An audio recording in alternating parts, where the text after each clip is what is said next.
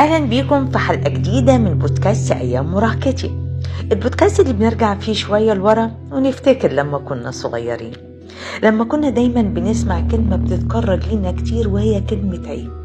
أيوة عيب، عيب تسأل، عيب تتكلم، عيب تعرف. الكلمة دي كانت بتخلينا نسكت وما نسألش تاني، مع إننا كنا محتاجين نفهم حاجات بسيطة عن جسمنا وعن الحياة اللي حوالينا. حلقتنا النهاردة من أيام مراهقتي عن كلمة كانت بتتقال عشان تحمينا، بس في أوقات كتير خلتنا تايهين. يلا نبدأ حكايتنا. كم مرة سمعتي كلمة عيب في البيت عندي كنت صغيرة؟ كنت بتسألي على حاجة وقالوا لك عيب؟ لا كتير. احنا طلعنا اساسا على كل حاجه عيب. زي ايه مثلا؟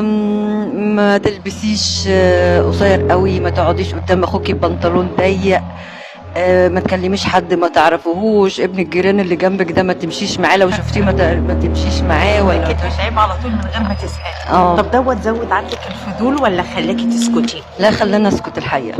بس كان من الناحية التانية كنت بتعملي ايه؟ بعمل كل حاجه من وراهم. كل حاجة بترضيكي وبتجاوب على ايوه، يعني انا هرضيهم بس انا اعمل كل حاجه من وراهم. طب لو رجع بيك الزمن كنت تتمنى ان هم يقولوا لك عيب على الفاضي والمليان ولا لا طبعا يتكلموا؟ لا كان لازم اتكلم واقول رايي، بدل ما اعمله من وراهم لا هعمله قدامهم، بس لازم يقتنعوا. طب ولو قالوا لك ساعتها وقتها عيب كنت هترد عليهم تقول لهم ايه؟ عيب ليه ولا كنت هتسكتي؟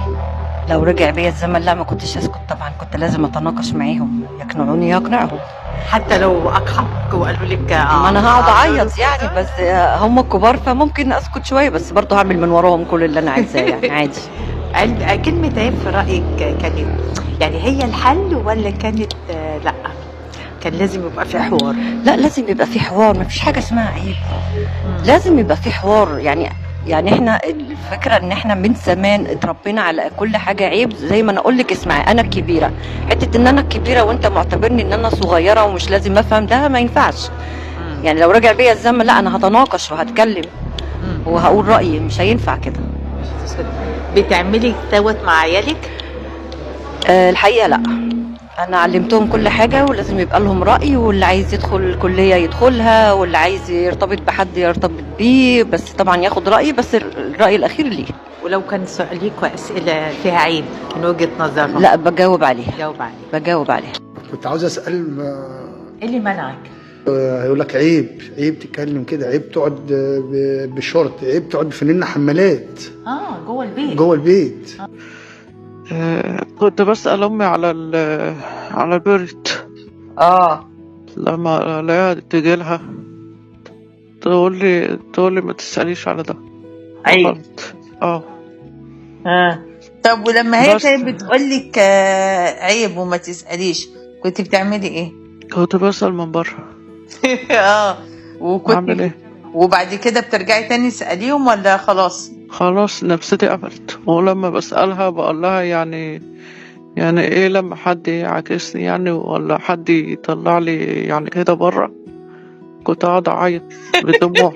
ما انا مش فاهمه حاجه. انا قلت لها واحد، الراجل اللي جنبنا في الشارع اللي احنا كنا قاعدين فيه القديم ده، الراجل كان بيقلع لي الشورت، راجل ابنك يلا بقى مفيش داعي اروح لحاله. وبعدين دي ما ينفعش تعرفي الحاجات دي. طيب قولي لي، لو رجع بيك الزمن ورا كنت اول لما يقولوا لك عيب كنت تسكتي ولا كنت تصممي ان انت تسألي؟ لا كنت بعاند وبسأل. كنت بعاند يعني انا من نوع ان انا عندية بعيد الكلمة تاني. يعني دوت كان بيزيدك الفضول اكتر؟ عشان مثلا انا لو عايزة يعني لما سني يكبر وطلع، بس لما انا اعرفها وانا صغيرة احسن ما اعرفها وانا كبيرة، او ان انا اصطدم بالحاجة قدامي بعد ما اتجوز ويضحك عليا على الاقل. يلاقيني معلش يعني يلاقيني حمار على اقل حاجة، لما اوصل يلاقيني مش فاهمة حاجة. ماشي. هتعملي دوت مع عيالك بعد كده ولا هتعلميهم ولا هتقولوا لهم برضو عيب؟ لا مش هقول لهم عيب، هيعرفوه من بره. لما يعرفوه مني انا احسن. وبكده نكون خلصنا حكايتنا النهاردة من أيام مراهقتي. يمكن كلمة عيب اتقالت لينا وسمعناها كتير، بس برضو مش كل سؤال كنا بنسأله كان غلط ولا كل سكوت منهم كان صح، بس ده ما يمنعش إن من حقنا نسأل ونفهم ونلاقي حد يسمعنا ويطمنا. وافتكروا دايما إن مش كل اللي يتقال عليه عيب يبقى غلط. أسيبكم على خير في حلقة جديدة من أيام مراهقتي، واحكوا معايا اللي عمركم ما حكيتوه.